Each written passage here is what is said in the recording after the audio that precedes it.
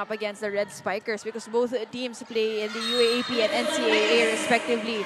But Coach Kung Fu, alam niyo na kasi yung sistema ng NU. No? So, probably for Sanbeda, medyo bago sa kanila na nakakalaban itong NU. But for Coach Kung Fu, the familiarity as a coach is already there, knowing that they've been competing with a lot of games, preseason tournaments in the UAAP respectively.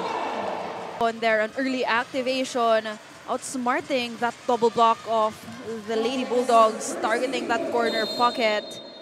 Great setup as well for Gracie Ponya, knowing that she also she was also actually part of Bacolod Title's few years, knowing that there is always an activation from the middle blockers. So kahit sino talaga yung nawawala sa nila, hindi nagiging problema yan. But that Alexa Mata as well as Chamcha Maaya really needed to fill in that shoes as we see this 3-0 run led by Alexa Mata. Ng mga pinapakita, just like of course Ara Panique, who's seated on the sidelines right now. That's why Pat Salazar is a starter.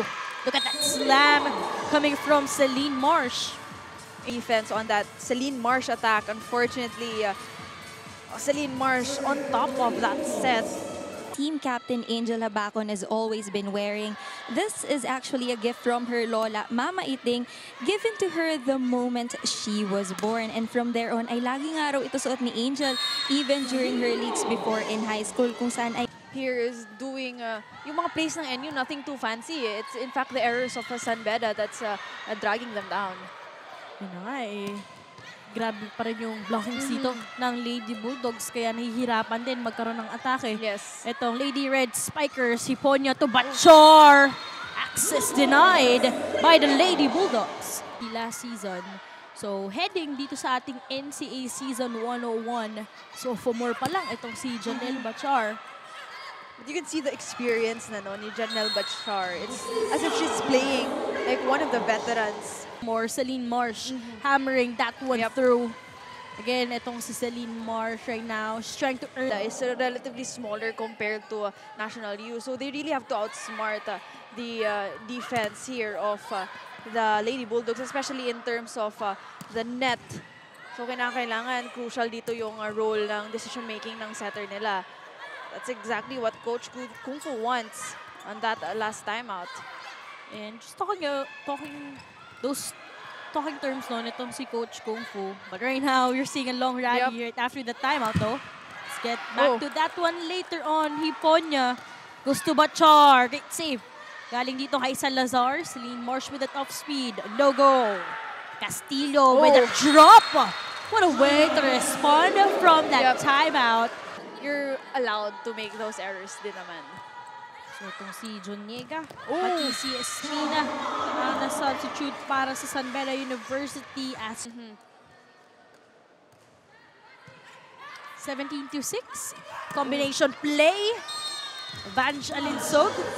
So much power. Vange Alinsog with that single block. Nakikita natin, pag nagdidiko yung middle blockers ng NU, mahihirapan ka talagang basahin But right now, Angel Habacon, dati rookies lang sila dito. No, ini-interview natin sila for right after that pandemic. Medyo post-pandemic type yun. Pero maker, Lams Lamina. Great serve. Great read as well for Shai Hardio. Back-to-back points here for Alexa Mata. For the Lady Bulldogs. Though that set was too close to the net for Lamina, but still, nakuha niya pa rin 21-8. Vange Alinsog. It's para dito sa Sanbeda University. What a serve coming from Habacon. Salazar this time. Just dumping the ball over. Pero ganda rin na binigyan siya ulit ng pagkakataon. Itong si Lams Lamina na makabawi sa puntos na yon. One-head set. Unable to get the ball across the net. Galing dito kay De La Cruz. On Twitter, Threads, Facebook, Instagram. Just use the hashtags. Hashtag Shaky Super League and hashtag All to Play. So po namin. Side of the National U. Again, no, hindi lang tayo live sa Facebook and YouTube. Live din po tayo in all Shakey's branches.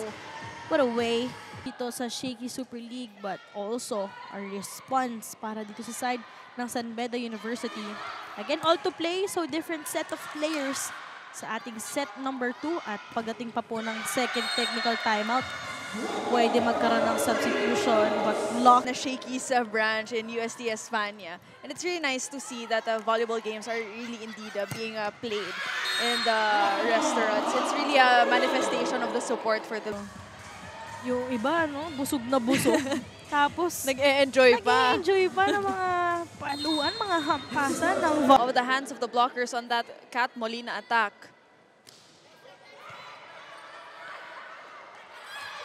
Sigot to Escanlar. 2 points dito sa ating set number 2. An opposite spiker for De La Salle Lipa. Oh, great set. Great attack. Nasa medical field din. And syempre nakaka-relate dyan si Mikey. Yes. USRN in the making. Of course, but for Bombita, it's also an added parang motivation for her to work hard. Itong double substitution usually, no, yung Abby po, no, tsaka kay Bombita. Grabe na yung duo na yan eh. Yes. That's something that we're missing here in the second set for Gville, kung saan sila nga ang kampiyon doon. But right now, NU just on top here by a single point. That point will be credited para dito kay Myrtle Escanlar. So far for the Lady Bulldogs here. And the Red Spikers, they're just really... Opposite spiker in her high school years in De La Salle Lipa. Great point from the... Kaya pag may mga ganung over-receive, they could be able to take advantage. Yes. And it's nice to have those kinds of setters, Daphne, no? Offensive mindset. Really a great advantage on their end. As Denday Lisan will be scoring from the left pin. That's what you want, no? Yes. Spikers who are not picky with those setups. Kumbaga, nagagawa nila ng paraan. But that one to play will work, courtesy of Gina Espina. Actually, for the Lady Bulldogs, hindi nila inabangan yun eh. Kasi we, in fact, didn't see those kinds. Man defense is working well. Wala na silang maging problema eh. Unfortunately, parang may isang hole pa rin sa kanilang depensa to which the NU is really taking advantage of. Of course, they couldn't afford NU to pull away here in the second set. But the best way to respond is from that. Utilize her height here. Her wiseness in terms of her attack points. Cross-court, doon ang depensa ng San Beda. Angel Habacon off the bench. Again, who else would you go to? Playmaker Lams Lamina to give some confidence on her spikers. Immediately activating. Closure time for the girls off the bench, and of course, si Lams Lamina na lang ipapasok niya para matulungan niya yung girls. Pero ito, Caballero, sharp angle. Nel Bachar, knowing na maganda yung umpisa niya rin nung opening set. Pero agad na parang nababasa naman itong NU. So, binalik din agad. So, right now, Angel exhaustion for Denday Lisan or probably pressure as well. But regardless, we are deadlocked here at 20. Molina. Oh, what a way to secure that back-to-back buckets here. Defense sila nakapag-adjust na. So, let's see how the Lady Bulldogs would want to respond to that timeout. Right on cue. Yes. That's yung mga kailangan na TED Talks. No, naagad siyang na-adapt yung instruction. Welcome back, Myrtle Escanlar here in set number 2. Bantay sarado. Chamaaya. Ang atake ng San Beda. So, let's see. And on top here, not anymore. So we will be tied at 22. 22. Dalawang beses po lumamang dito ang San Beda University in set number 2. Angel Habacon, back row. Lamps to Den. Nope. Espinosa to De La Cruz. Great coverage. Angel will be setting it up, going back to Sophia. Lams. Nope. Then. And unfortunately, there was a net touch as well on the side. The fun keeps rolling. 50 years of fun. Family and pizza at Shakey's. What a way for Lams Lamina to start things off here. Knew that she really needs to be wiser offensively. Yes. Kaya naman, kumbaga, kakabalik lang sa pwesto, pinapahirapan talaga nila. This time, block point naman. The blocker there. She also has that elevation, which is an advantage as a middle blocker. Lams goes to Vanch. Combination play. Under the system of Coach Kung Fu Reyes started just last July. So really a lot to improve on, to absorb.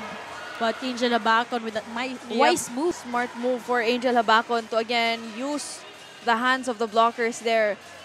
Well, alam na rin kasi ni Angel she's going. And now playing for the Lady Bulldogs. Let's see if Pat and her team can finally win it in this set. Daphne and Rhea. So malakas ang pulso ni Pat Salazar. Kasi imagine mo, well, softball player din. Siyempre, strength talaga niyan yung, bagay yung arms no? Pero right on cue, Pat Salazar here. No, I really love the stories na being reported to us by Mikey. True. Daphne, no? It's, of course, aside from... talking about, or just really highlighting yung variety of attacks for Myrtle Escanlar specifically. And right now, yun yung ginagawa dito ni Vancha Linsog, no? So hard to read whether she's gonna go for those cross courts or down the line. Pero ngayon, Sofia de la Cruz. Sikit ng maayos ng NU.